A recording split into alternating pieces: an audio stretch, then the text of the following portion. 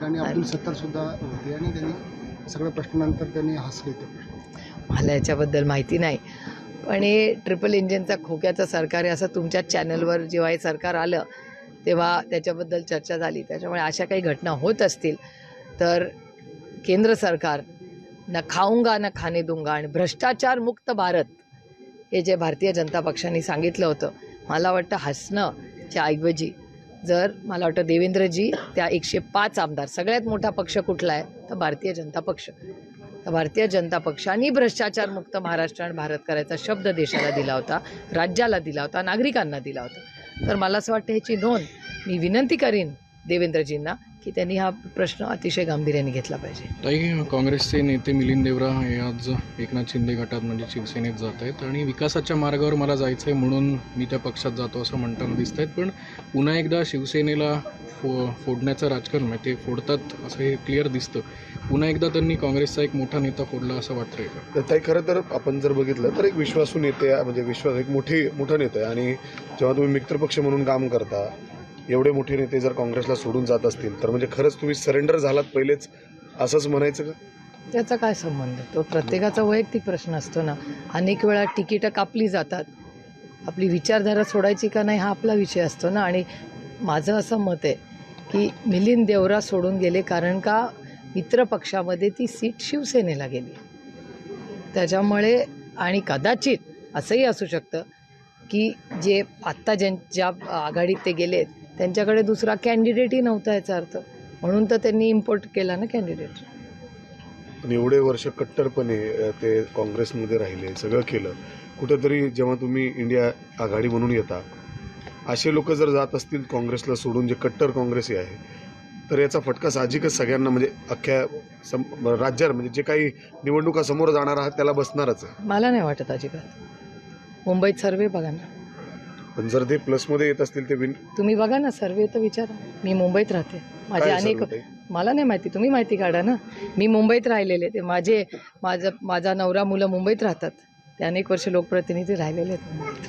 ताई, पण राहुल गांधी यांची न्याययात्रा आजपासून सुरू होते आणि याच दिवशी खरं तर ही वेळ साधून मिलिंद देवरांनी मुद्दामून पक्षप्रवेश करावा असं काही ठरलं असावं किंवा काय नेमकं हे राजकारण? त्यांना तिकीट ऑफर केलं असेल जे कदाचित त्यांना इथे मिळणार नसेल असं त्यांना वाटलं नसेल, त्याच्यामुळे कदाचित ते गेले असतील. कारण का काँग्रेसमध्येही त्यांच्या वडिलांना अनेक वर्ष मंत्रीपद, मुंबईचे अध्यक्ष त्यांचे वडील राहिलेत, मिलिंद देवरा स्वतः अनेक वर्ष मंत्री राहिलेले आहेत. त्याच्यामुळे नक्की त्यांच्यात अंतर्गत काँग्रेसमध्ये काय झालं ह्याच्यावर मला भाष्य करता येणार नाही. पण एक नक्कीच आहे, त्यांची महायुती आहे, करेक्ट. महायुतीकडे साऊथ मुंबईला कदाचित कॅन्डिडेट नसावा. राहुल हे कॅन्डिडेट दिल्यानंतर म्हणजे जिंकतील का ते मला कसं माहिती? त्या मुंबईची जनता ठरवणार. मी नाही तिथली मतदार, सदानंद सोळे मतदार आहेत, मी नाही. प्रश्न सदानंद सोळे प्रश्न ते आता सदानंद सोळेंना विचारा, त्यांचं मतदान. नाही, एक तर मी तिथे मी फार कमी राहते मुंबईमध्ये, त्याच्यामुळे सदानंद सोळेंचं मतदान कोणाला ते करणार.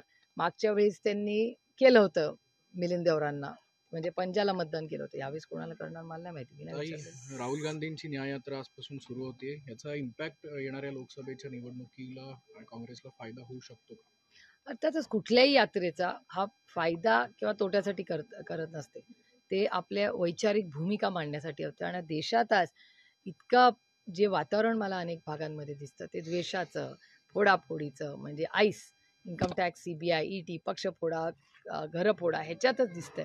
त्याच्यामुळे एखादी व्यक्ती विकास आणि प्रेम आणि एक आदर्श म्हणजे महात्मा गांधींचा आदर्श ठेवून आज ते हे जे करतायत काम, म्हणजे सत्याच्या मार्गाने आणि शांतते आणि प्रेमाच्या मार्गाने. त्याच्यामुळे मला वाटतं ही खूप महत्त्वाची यात्रा आहे. उद्धव ठाकरे हे नेमकं 22 तारखेलाच काळाराम मंदिरात जाणार आहेत, तिथे पूजा करणार आहेत, आरती करणार आहेत. त्यांची वैयक्तिक भूमिका जरी असली तरी त्यांचं म्हणणं आहे की या तारखेलाच 22 जानेवारीला द्रौपदी मुर्मू राष्ट्रपती ज्या आहेत त्यांनी नाशिकात यावं आणि आमच्यासोबत आरती करावी. तुम्ही या इन्व्हिटेशनकडे कसं बघता? आणि दुसऱ्या बाजूला भाजपने द्रौपदी मुर्मूंना न बोलवणं याच्याकडे, त्यांनी पार्लमेंटच्या बिल्डिंगची जी नवीन उद्घाटन झालं होतं त्यालाही प्रेसिडेंट ऑफ इंडियाला बोलवलं नव्हतं, जे खरं प्रोटोकॉलप्रमाणे प्रेसिडेंट ऑफ इंडियाला बोलवायला पाहिजे होतं. त्याच्यामुळे आज त्या 22 तारखेच्या कुठल्या कार्यक्रमाला बोलवलं नाही बोलवलं मला माहिती नाही, पण उद्धवजींनी जे महामहिम मुर्मूजींना जे बोलवलं आहे त्यांचं मी उद्धवजींनी जी भूमिका घेतली आहे त्याचं मनापासून स्वागत करते. त्यांनी ज्या प्रेसिडेंट या पदाचा मान सन्मान जो उद्धवजींनी ठेवला आहे तो कौतुकास्पद आहे आणि तो संविधानाच्या चौकटीत राहू नये त्याच्यामुळे जास्त आनंद आणि समाधान वाटतं. ताई, तुम्ही कुठे जाणार? अयोध्याला का इकडे नाशिकला? मी कशासाठी दर्शन दर्शनाला मी रोजच दर्शन करते. मला तर गरीब कष्ट करणारे तुमच्यामध्येही मला पांडुरंग दिसतो. चांगला जो काम करतो ना त्याच्यात मला पांडुरंग नाही दिसतो. ताई, हे पण आम्हाला काल- संतांनी शिकवलंय.